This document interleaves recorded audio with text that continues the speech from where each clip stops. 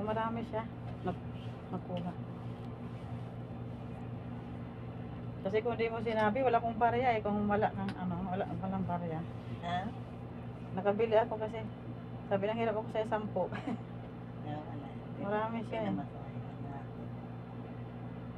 Mura na yung nabili mong itlog. Ang mahal lang ng ayun ko, dahil marami daw sakit yata sa bandang ayun ko rin. 10 peraso, 50. Yung isa, 55 yung isa eh. Malalaki. Medyo malaki. Naglaga nga akong itlog kanina eh. Nilaga Di ako. magkano ngayon ng itlog?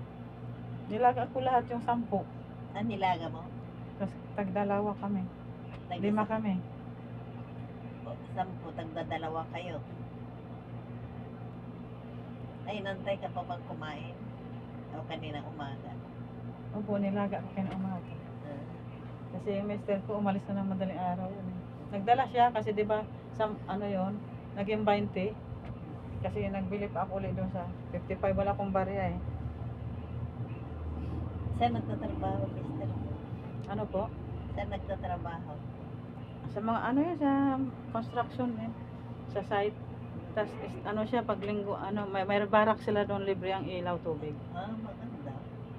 Kaya hindi na siyang uuwi kasi pamasahe sayang.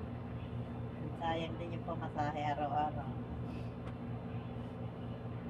May ID yan sila. ID. Tsaka payslip. ATM yung gamit nila. Pag nag-withdraw, ATM. Yan masakit.